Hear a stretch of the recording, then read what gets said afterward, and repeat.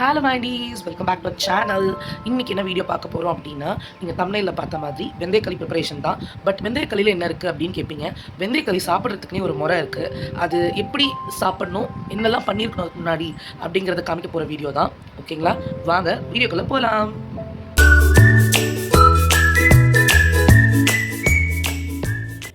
தலைக்கு நல்லெண்ணெய் வச்சு குளிக்க போகிறோம். இதுதான் first procedure to be followed. தலைக்கு நல்லெண்ணெய் வச்சுட்டு ஒரு 5 to 10 minutes விட்டுட்டு குளிச்சுட்டு அதுக்கப்புறம் தான் சாப்பிட்றதுக்கு போகணும். அதுக்கப்புறம் தான் நான் செய்யவே போகிறேன். பிகாஸ் செஞ்ச உடனே சாப்பிட்டா தான் அதோடைய டேஸ்ட் நல்லாயிருக்கும். கொஞ்சம் விட்டாலும் அது மாதிரி காஞ்ச மாதிரி ஆகிடும். ஸோ அதனால் இந்த ஸ்டெப்பு ஒன் பை ஒன்னாக பாருங்கள், உங்களுக்கே புரியும்.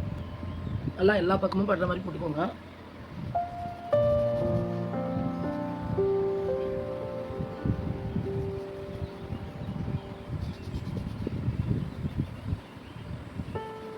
எண்ணெய் வைக்கிறது வந்து முக்கியம் இல்லை. நல்லா தேய்ச்சி அதை ரிமூவ் பண்ணணும். ஆயில் ரிமூவ் பண்ணுற மாதிரி ஷாம்பு போட்டு வாஷ் பண்ணணும். நல்லா எல்லா பக்கமும் ஸ்ப்ரெட் பண்ணுற மாதிரி கீழே. ஏன் நான் வந்து இது பண்ணிகிட்ருக்கேன் அப்படின்னு சொன்னால், எனக்கு தலையில் குட்டியாக பிம்பிள் மாதிரி வந்திருக்கு. அப்புறம் தொண்டை முழுனாலும் இதுவாக இருக்குது. யாருக்கெல்லாம் ஹீட்டுன்னு உணர்றீங்களோ, ஹீட்டாக இருக்க பாடி உணர்றீங்களோ, அவங்கெல்லாம் வந்துட்டு நான் சொல்கிற மெத்தடில் செஞ்சு சாப்பிட்டு பாருங்கள். சூப்பராக இருக்கும். சாப்பிட்டுட்டு உங்களோட ரிவ்யூவை எனக்கு சொல்லுங்கள். இது வந்து லேடிஸு ஜென்ட்ஸ் அப்படின்னு கிடையாது, யார் வேணாலும் சாப்பிட்லாம். குழந்தையாக இருக்கவங்க கூட சாப்பிட்லாம். பிகாஸ் நான் குழந்தையிலேருந்து சாப்பிட்டு வரேன் இந்த மெத்தடில். இது அப்படி சாப்பிடும்போது உடல் சூடு தணிக்குது. ஃபர்ஸ்ட் திங், வயிறு வந்து க்ளீன் ஆகும். நீங்கள் சாப்பிட்டோனையும் நீங்கள் ஃபீல் பண்ணுவீங்க. அதுக்கப்புறம் வந்துட்டு ஒன்று சொல்வேன் என்னென்னா, ரெகுலராக நம்ம வந்து இப்போ இருக்கிற சம்மர் சீசனுக்கு மார்னிங் ஜாப் போயிட்டு ஈவினிங் வரோம். ட்ராவலு ஆல்ரெடி வந்து bus travel, not only bus travel, நம்ம ட்ராவல் பண்ணுறதே நம்ம வந்து ஹீட் ப்ரொடியூஸ் பண்ணோம். பாடி பத்தாததுக்கு சம்மருங்கிறது ரொம்ப ஹீட்டாக இருக்குது. ஸோ இப்படி இருக்கும்போது 2 வாரத்துக்கு ஒரு தடவையாவது நம்ம நல்லெண்ணெய் வச்சு தலை குளிக்கிறதே நல்லது தான்.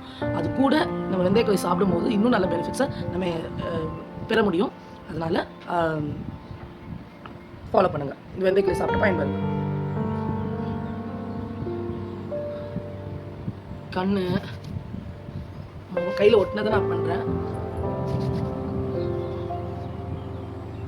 ஒரு வேலையும் பண்ணலை. பிகாஸ் காலையில் ஏஞ்சிட்டு சாப்பிடணுன்றதுனால நாங்கள் ஒரு வேலையும் இப்போ பண்ணலை. மொதல் வேலை எல்லோரும் நல்லெண்ணெய் வச்சு குளிச்சுட்டு சாப்பிட்ட பிறகு தான் மற்ற வேலைகள். அதனால் இன்றைக்கி வந்து ஃபுல்லி டெடிக்கேட்டட் ஃபார் அவர் பாடி. நம்ம பாடிக்காக இன்றைக்கி டெடிகேட் பண்ணுறோம். ஹீட்டெல்லாம் ரெடியூஸ் பண்ணணும்னு சொல்லிட்டு.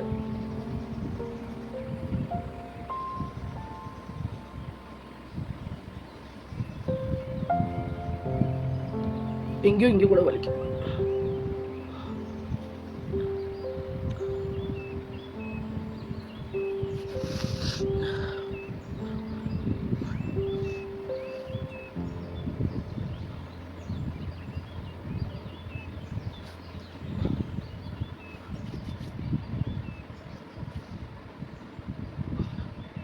நாங்கள்லாம் ஊருக்கு ஸ்கூல் படிக்கும்போது, நான் ஊருக்கு போகும்போது எங்கள் பாட்டி வந்துட்டு இது மெயின் டிஷ்ஷாக செஞ்சு தருவாங்க.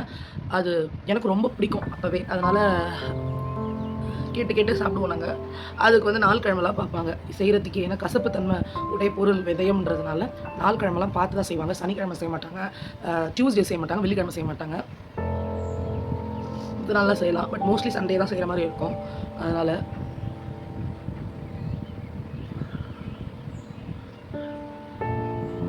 நகத்தில் வந்து நம்ம நல்லெண்ணெய் வைக்கும்போது சூடு குறையுவாங்க.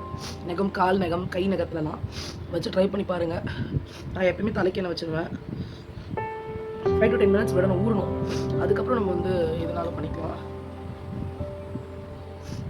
கண்ணில் வந்து எரிய ஆரம்பிச்சிருச்சு எனக்கு.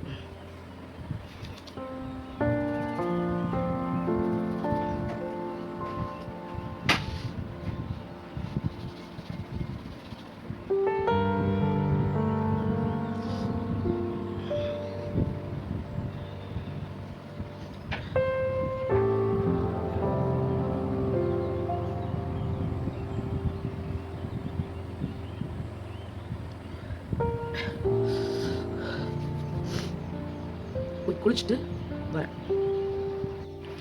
மக்களே, குளிச்சுட்டு வந்துட்டேன். நல்லா தலையார போடணும். சரி, இப்போ போய்ட்டு நம்ம ப்ரிப்பேர் பண்ண ஆரம்பிச்சிடலாம் வெந்தயக்களியை. கண்ணெல்லாம் பார்த்தீங்களா எப்படி இருக்குன்ட்டு, சூடெல்லாம் இறங்கி.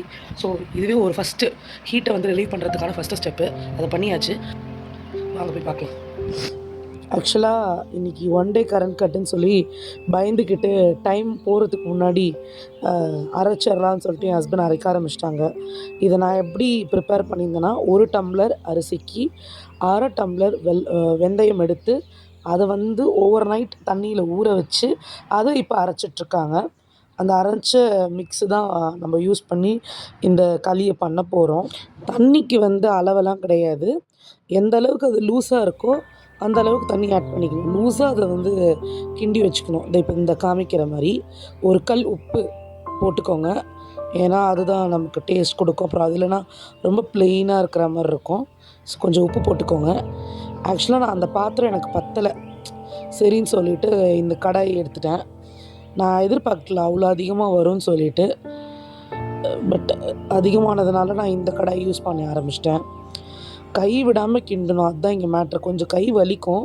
நோ பெயின் நோ கெயின் அப்படிங்கிறதுனால கொஞ்சம் கை வலித்தாலும் நம்ம செஞ்சு சாப்பிடும்போது அதனோட பயன் அதிகம் இல்லைங்களா? அண்டு நான் இதனோட அளவு வந்து 1 டம்ளர் அரிசிக்கு 1/2 டம்ளர் வெந்தயம் போட்டேன்னு சொன்னேன். பட் சில பேருக்கு கசப்புத்தன்மை பிடிக்காது கொஞ்சம் எக்ஸ்ட்ராவாக இருக்கும்போது. அவங்க வந்துட்டு 1/4 டம்ளர் வெந்தயம் போட்டு பண்ணிக்கலாம், அது பெட்டர். ஏன்னா ஆக்சுவலாக 1/4 டம்ளர் தான் போடுவாங்க. எனக்கு கொஞ்சம் ஹீட் அதிகமாக இருக்குது நான் ஃபீல் பண்ணதுனால சரி கொஞ்சம் வெந்தயம் இன்க்ரீஸ்டாக போட்டுக்கலான்ட்டு நானாக போட்டுக்கிட்டது தான். ஸோ உங்களுக்கு எப்படியோ அது மாதிரி நீங்கள் போட்டுக்கோங்க.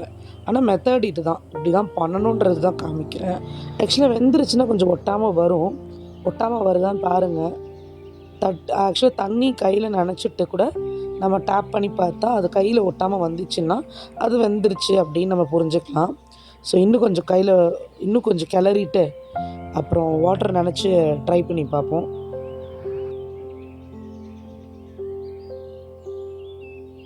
இப்போ கையில் தண்ணி நனைச்சிட்டு வந்து டேப் பண்ணி பார்க்குறேன். கையில் ஒட்டலை பெருசாக. அண்டு இது குக் ஆகிடுச்சுன்னு தான் அர்த்தம். இப்போ இதை சர்வ் பண்ணிடலாம். ஆக்சுவலாக வந்துட்டு இதுக்குன்னு ஒரு சாப்பிடும் முறை இருக்குது. அதுதான் இப்போ பண்ண போகிறேன். பக்கத்தில் இந்த மாதிரி கொஞ்சம் தண்ணி வச்சுக்கோங்க. எப்பயுமே குழி போடணும், நடுவில் வந்துட்டு குழி போடணும். சில பேர் எப்படி பண்ணுறாங்க அப்படின்னா கருப்பட்டியோ பனவெல்லமோ இல்லை நாட்டு சர்க்கரையோ எதையோ ஒன்றை வந்து காய்ச்சி அந்த மிக்ஸ் பண்ணும்போதே ஊற்றி மொத்தமாக எடுத்துடுறாங்க வெளியில். மீன்ஸ் அதாவது ஸ்வீட் சேர்த்தே எடுத்துடுறாங்க. ஆனால் நான் அப்படி சாப்பிட்டு பழகுனதில்லை. சின்ன வயசுலேருந்தே குழி போட்டு சாப்பிட்றது தான் வந்துட்டு பழகியிருக்கேன். அண்ட் அதுதான் வந்து இன்ட்ரெஸ்டிங்கான விஷயமே இதில். எங்கள் பாட்டி இது பண்ணி தரும்போது எனக்கு அது ரொம்ப பிடிக்கும். அண்ட் அதே மாதிரி தான் நானும் இப்போ பண்ணியிருக்கேன். இப்போ வந்துட்டு நான் எடுத்துக்கிட்டது வந்து பனவெல்லம், அப்புறம் கொஞ்சம் நல்லெண்ணெய் தான் இதுக்கு போட்டு சாப்பிட்ணும். ரொம்ப முக்கியம். கேலரி டென்ஸ்டு ஃபுட்டு தான். பிகாஸ் கார்ப் அதிகமாக இருக்குது. நல்லெண்ணெய் யூஸ் பண்ணுறோம், ஸ்வீட் யூஸ் பண்ணுறோம். டெஃபினெட்லி வந்துட்டு இது ஜங்க் கிடையாது. பட் ஹெல்தி ஃபுட், கொஞ்சம் கேலரி டென்ஸான ஃபுட்டு. மந்த்லி ஒன்ஸ் லிமிட்டெட் போர்ஷனில் எடுக்கிறதுனால தப்பு கிடையாது. அண்டு நிறைய சத்து தான் இதில் இருக்குது. நமக்கு கட்டுக்கு ரொம்ப நல்லது. அதனால் நம்ம இப்படி சாப்பிட்றது தப்பில்லை. அண்ட் எப்படி சாப்பிட்ணும் பாருங்கள். சைட்லேருந்து சுற்றி நடுவில் இருக்க வெல்லத்தையும் நல்லெண்ணையும் தொட்டு சாப்பிட்ணும். நல்லா அருமையாக இருக்குது. ஸோ அதனால் இப்படி தான் வந்து அதை நாங்கள் சாப்பிடுவோம். இதுவே ஒரு இன்ட்ரெஸ்டிங்கில் சாப்பிட்ற அந்த முறையே ஒரு இன்ட்ரெஸ்டிங்காக இருக்குல்ல. அதனால தான் எனக்கு ரொம்ப சின்ன வயசில் ரொம்ப பிடிச்ச டிஷ்ஷு. அப்படியே இதை கண்டினியூ பண்ணுறேன். ஹெல்த் பெனிஃபிட்ஸும் அதிகமாக இருக்கிறதுனால ரெகுலராக அப்பப்போ நான் டைம் கிடைக்கும் போதெல்லாம் பண்ணி சாப்பிட்ருவேன். இந்த டிஷ் உங்களுக்கு பிடிக்கும்னு நான் நம்புகிறேன். இதை நீங்கள் ட்ரை பண்ணி பார்த்துட்டு எப்படி இருந்துச்சுன்னு கமெண்ட்டில் சொல்லுங்கள். இந்த வீடியோ உங்களுக்கு பிடிச்சிருக்கும்னு நான் நம்புகிறேன். இந்த வீடியோ உங்களுக்கு பிடிச்சிருந்துச்சுன்னா லைக் பண்ணுங்கள், ஷேர் பண்ணுங்கள், கமெண்ட் பண்ணுங்கள். மறக்காமல் சப்ஸ்கிரைப் பண்ணுங்கள். பாய்.